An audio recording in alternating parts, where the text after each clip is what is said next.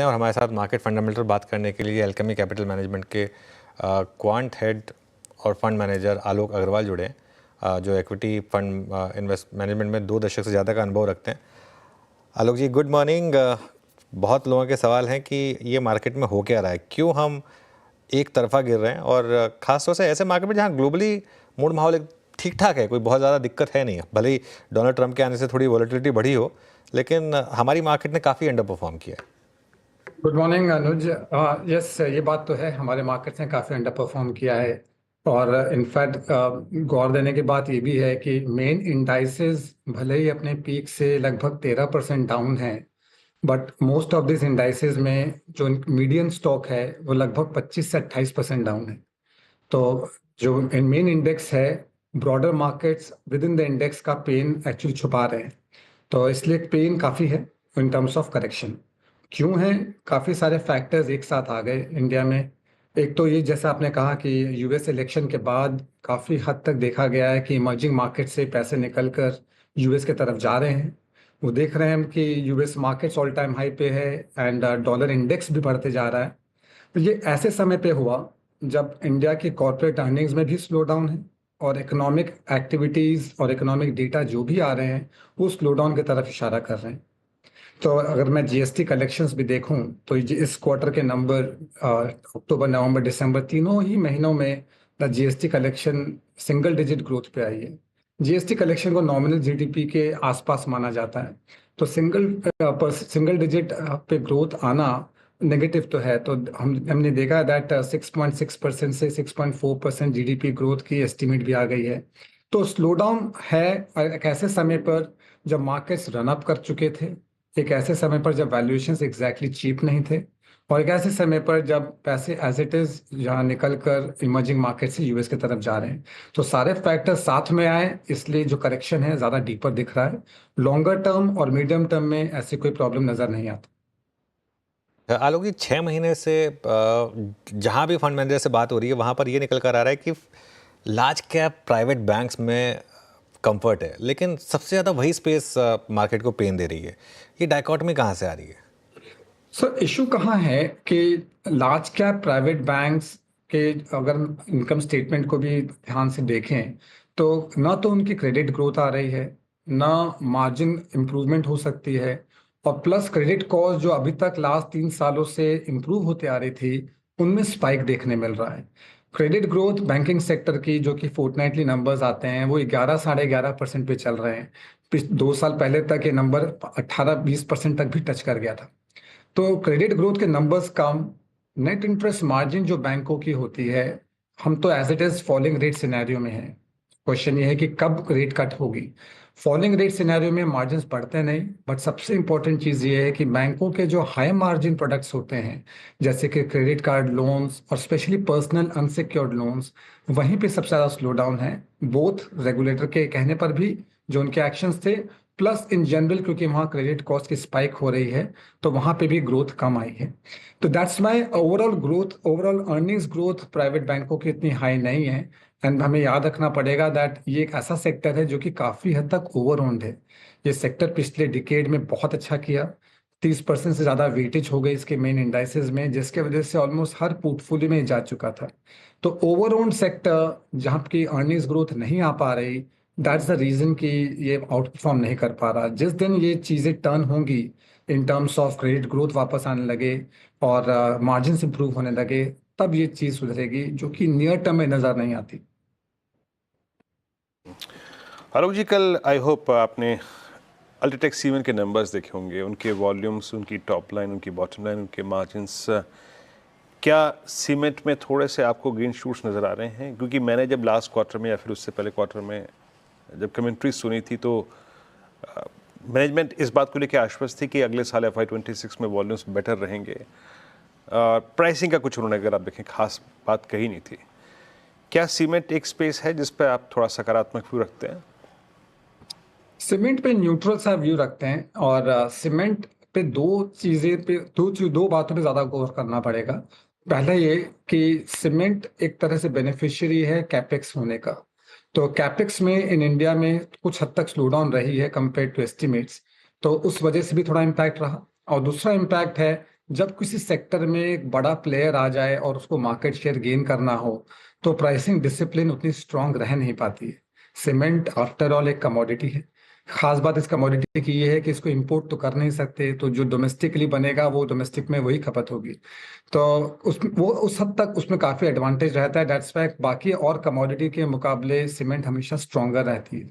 तो सीमेंट का longer term view काफी पॉजिटिव है, बट नियर टर्म में इसके ये दो चैलेंजेस, इंडिया की capex slow down plus large player जो मार्केट में आया और उसको मार्केट शेयर गेन करना है, उसके वजह से जब प्राइसिंग डिसिप्लिन वापस आएगी तो मार्जिन इंप्रूव होंगे। तब तक न्यूट्रल भी है।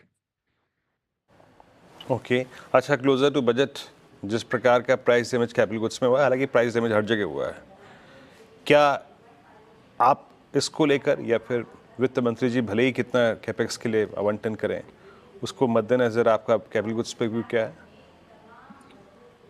ये बड़ी इंटरेस्टिंग सी स्पेस है। पिछले कुछ साल से हमने देखा दैट गवर्नमेंट कह रही थी कि हम कैपेक्स पे फोकस करेंगे, और उन्होंने किया भी था। तो पिछले कुछ साल वो उसका रिएक्शन और रिजल्ट हमने देखा भी ऑर्डर्स में और एग्जीक्यूशंस में। जनरली बजट में जब हायर खर्च एक्सपेंडिचर कैपेक्स की तरफ होता है तो कहते हैं क्वालिटी ऑफ एक्सपेंडिचर इंप्रूव हुई है। इस साल अभी तक के नवंबर तक के नंबर्स आ चुके हैं, तो पहले 8 महीनों का नंबर्स को अगर मैं कंपेयर करूं फुल ईयर बजट से, तो रिसीट्स जो है वो तो 60% ऑफ द बजट है। रेवेन्यू एक्सपेंडिचर वो भी 60% ऑफ बजट है। लेकिन जो कैपेक्स गवर्नमेंट ने किया है वो सिर्फ 46% ऑफ बजट है। तो उन्होंने जो कटौती की है, जो थोड़े वेलफेयर स्कीम्स और सब्सिडीज जो है वो 73% ऑफ बजट है। तो रेवेन्यू एक्सपेंडिचर बराबर रखा, सब्सिडीज थोड़े बढ़ गए, तो जो कटौती की कुछ हद तक बिकॉज दूसरे एक्सपेंडिचर बढ़ गए, एक उसके लिए, दूसरा जो ग्लोबल वॉलिटिलिटी है या ग्लोबल इवेंट्स हो रहे हैं उसके लिए थोड़ा बफर बनाने की जरूरत है। तो ये जो कटौती हुई कैपेक्स में हुई। अब इसका मतलब क्या है आगे चल के, जो 46% पूरे साल का खर्च हुआ है 8 महीने में, ये क्या इसको स्पीड बढ़ाई जाएगी आगे अगले साल में? क्या फोकस रेवेन्यू एक्सपेंडिचर और वेलफेयर पे रहेगा या कैपेक्स पे? यही चीज सबसे ज्यादा क्लोजली मॉनिटर करनी है हमें जब बजट आता है। बिल्कुल। अच्छा, एक बार पेटीएम का शेयर लेकर आइए जरा। 6% नीचे अब पेटीएम का शेयर आपको ट्रेड करता हुआ दिखाई देगा। एकदम से बड़ी गिरावट आई स्टॉक में और अब 800 के भी नीचे आया ये स्टॉक जस्ट पिछले हफ्ते 1000 प्लस पर था, अब 800 रुपये के भी नीचे आ गया है।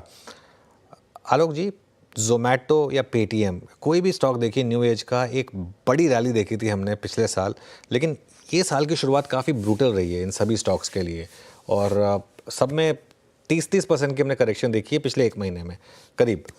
यहाँ पर आपका क्या व्यू होगा? ये स्टॉक्स हैं क्या आपके फंड में?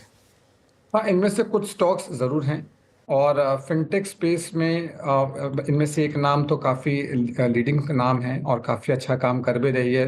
रेगुलेशन रिलेटेड उनके हर्डल्स आए, उसके बावजूद भी उसको एक एक करके रिजॉल्व करके काफ़ी हद तक बाउंस बैक कर रही है, और रिजल्ट्स में काफ़ी हद तक हमें ग्रीन शूट्स और इम्प्रूवमेंट्स देखने को मिले। लेकिन जो कंज्यूमर फेसिंग टेक कंपनी है, जो प्लेटफॉर्म कंपनीज हैं, उन्होंने जिस तरह से गाइड किया है कि कंजम्पशन में स्लो डाउन है, जो उनके नंबर्स में भी दिख रहा है, तो एज इट इज बाकी सारे फैक्टर्स जो भी हम देख रहे थे मार्केट्स में, कंजम्पशन में काफी हद तक स्लो डाउन दिख ही रहा था। ओवरऑल इकोनॉमी स्लो डाउन है ही। पहले स्टेपल्स में स्लो डाउन थी, अभी डिस्क्रिशनरी स्पेंडिंग में भी हम लोग डाउन ट्रेडिंग देख रहे हैं, ऐसा मेजर एफएमसीजी कंपनी ने भी कहा, और ये प्लेटफॉर्म कंपनीज ने भी इस तरह से गाइड की। अब होता क्या है कि कंपनीज बहुत हाई ग्रोथ पे, हाई वैल्यूएशंस पे ट्रेड कर रहे हैं। जब इनकी ग्रोथ सडनली थोड़ी कट होती है तो मार्केट में एक रिएक्शन आता है। लेकिन मेरा मानना है दैट ये जो कंपनीज हैं ये काफ़ी अच्छा काम कर रही है अपने अपने सेगमेंट्स में। ये प्लेटफॉर्म्स बहुत स्ट्रॉन्ग प्लेटफॉर्म्स बन चुके हैं, काफ़ी सारे अनसक्सेसफुल प्लेटफॉर्म्स को हराकर, उनको मात देकर ये कंपनीज बड़ी बनी हैं। और मेरा मानना है इनके लॉन्ग रनवे ऑफ ग्रोथ तो बहुत है, और इस तरह के जो फॉल्स होते हैं इन मार्केट्स में शॉर्ट टर्म में, इन सेक्टर्स में, वो अपॉर्चुनिटीज होती है बिल्ड करने के लिए। मैं ज़रूर कह दूं कि इन स्टॉक्स में, इन तरह की कंपनीज में हमारी पोजीशन ज़रूर है फंड में। पेटीएम अब 8% नीचे है। देखिए, सिर्फ एक कुछ न्यूज़पेपर रिपोर्ट्स हैं यहाँ पर जो इन पर और रेजर पे पर कुछ बात हो रही है कि कुछ क्रिप्टो से रिलेटेड कुछ इंक्वायरी चल रही है। पर अगेन मैं बोल रहा हूँ ये न्यूज़पेपर रिपोर्ट है, लेकिन क्योंकि स्टॉक प्राइस में डैमेज है इसके लिए उसको बताना ज़रूरी है। अब देखते हैं अगर कंपनीज़ की तरफ से कोई क्लैरिफिकेशन आता है या नहीं आता उस न्यूज़ रिपोर्ट पर। लेकिन यहाँ 7% का क्रैक इस समय ओपन होता हुआ आपको दिखाई देगा। दूसरी स्पेस जिसने बहुत पैसा बना के दिया 2024 में आलोक जी, वो है स्टॉक मार्केट से related pledge. Angel One, BSE, CDSL, asset managers, यहाँ अभी भी रिलेटिव स्ट्रेंथ है। इन स्टॉक्स में क्या व्यू होगा अब आपका? व्यू काफी पॉजिटिव है अनुज इन पे। और इंडिया में पेनिट्रेशन अब बढ़ रहा है। एंड हमने देखा दैट बोथ ऑप्शन मार्केट्स में भी as well as normal trading में भी काफी हद तक पेनिट्रेशन बढ़ रही है। रिटेल का बिहेवियर बहुत अलग रहा है इस साइकिल में। फॉल्स में भी इनके इन्फ्लोज कंटिन्यूड रहे हैं, हम म्यूचुअल फंड के इन्फ्लोज में भी देख रहे हैं। तो भले ही वो म्यूचुअल फंड सेगमेंट हो या फिर वेल्थ मैनेजमेंट सेगमेंट हो, ब्रोकिंग सेगमेंट हो या एक्सचेंजेस हो, एंड या फिर जो वेंडर्स टू दीज सेगमेंट्स हैं, इन चारों पांचों सेगमेंट में बहुत अच्छी ग्रोथ और विजिबिलिटी ऑफ ग्रोथ नजर आती है। कोई खास डेट वेट होता नहीं इनके बैलेंस शीट में, तो बैलेंस शीट भी रीजनेबली क्लीन है। रिटर्न ऑन इक्विटी रीजनेबली अच्छी है। Most importantly growth run rate काफी हाई नजर आता है आगे में। तो इसलिए पूरे कैपिटल मार्केट स्पेस पे हमारा व्यू काफी पॉजिटिव है। अच्छा, अभी आपसे आईटी पे चर्चा नहीं हुई आलोक जी। आईटी में तो कुछ नंबर्स बहुत अच्छे हैं। आप टीसीएस को देखिए, हाँ HCL टेक्नोलॉजीज एक इशू रहा, बट मिड कैप आईटी में आप देखिए कुछ नंबर्स बहुत प्रभावशाली रहे, कुछ एक्सीडेंट्स भी हैं। आप लोगों की आईटी पर रीडिंग क्या कहती है कि मतलब अगर बाजार थोड़ा सा 23,000 पे स्टेबल भी हो जाए, बजट के बाद चलने भी लगे मान लीजिए, लीडरशिप क्या इसके हाथ में है? ऐसी अर्निंग्स लगी हैं आपको? इनमें से कुछ कंपनीज ऐसी जरूर हैं जिन्होंने बहुत अच्छे हाई टीन्स और 20s तक के ग्रोथ दिए हैं। तो जिसमें ग्रोथ विजिबिलिटी बेटर है और अर्निंग्स अपग्रेड्स आ रहे हैं, वो सेगमेंट्स में तो डेफिनेटली पॉजिटिव व्यू है। बट कुछ कंपनीज जो स्पेशली लार्जर साइड में हैं, उनके नंबर्स कोई खास तेज नहीं आए। वो डबल डिजिट ग्रोथ तक लाने में उनको दिक्कत आ रही है। हालांकि वो कंपनीज रिलेटिव स्ट्रेंथ दिखा सकते हैं एक ऐसे टाइम पे जहां ब्रॉडर मार्केट में करेक्शन हो और डॉलर भी स्ट्रेंथन कर रही हो। वो रिलेटिव परफॉर्मेंस नियर टर्म रह सकती है, बट ड्यूरेबल गेन आने के लिए अर्निंग्स ग्रोथ चाहिए होती है, अर्निंग्स अपग्रेड चाहिए होते हैं। जो इनमें से कुछ मिड कैप आईटीज हैं जो जिन्होंने ऑलरेडी रिपोर्ट कर दी पिछले कुछ दिनों में, उनमें वो ग्रोथ दिखती है। तो सिलेक्टिवली पॉजिटिव हो इस सेक्टर पे। Selectively positive.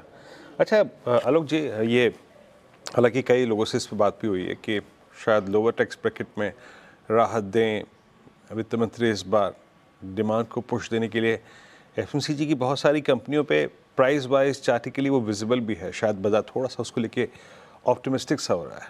Is that possible in this budget? और आपका ऐसे में एफएमसीजी जो कि शायद इस अक्टूबर, नवंबर, दिसंबर, जनवरी के 4 महीने के प्राइस डैमेज में सबसे ज़्यादा प्राइस डैमेज देखे गया, क्या वो एक रीजनेबल पॉइंट पे है टू एंटर? तो एफएमसीजी अगेन, जब मार्केट में इस तरह से वॉलेटाइल करेक्शन होती है तब एक रिलेटिव परफॉर्मेंस जरूर देखने मिल जाती है इनमें, क्योंकि अल्टीमेटली है तो बहुत ही हाई क्वालिटी बिजनेसेस। लेकिन जहां तक ग्रोथ का सवाल है, अगर मैं मार्केट की कमेंट्रीज तक पे भी जाऊं तो उन्होंने कहा था अर्बन साइड में थोड़ी स्लो डाउन है और रूरल साइड में थोड़े बहुत ग्रीन शूट्स देखने मिल रहे हैं।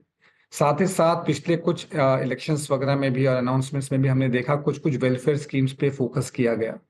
तो अगर अब आगे जो बजट भी आने वाला है उस पर गवर्नमेंट खर्च कहाँ करती है, वेलफेयर की तरफ बढ़ाती है खर्च या कैपेक्स को मेंटेन करती है, उस पर ध्यान देना पड़ेगा। क्योंकि बिकॉज स्टेट गवर्नमेंट्स तो ऑलरेडी कैपेक्स के बजाय वेलफेयर स्कीम्स की तरफ झुक चुके हैं, झुकाव उनका एक्सपेंडिचर वहां पे है। सेंट्रल साइड पे क्या होता है दैट विल गिव ज्यादा क्लैरिटी मिलेगी उससे। बट स्टिल इनके ग्रोथ नंबर्स अभी भी काफी पीछे हैं। ग्रीन शूट्स भले ही नजर आ रहे हैं in the rural side, but growth numbers को पिकअप करने में थोड़ा और समय लगेगा।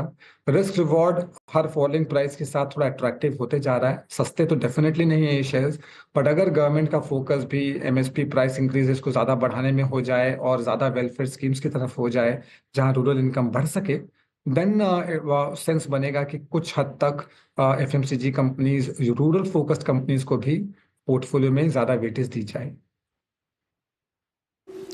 चलिए आलोक जी, बहुत बहुत शुक्रिया आप इस कार्यक्रम में शामिल हुए और बजट से पहले इस चर्चा में शामिल होकर सभी सेक्टर्स पर अपनी राय रखी आपने। Nifty is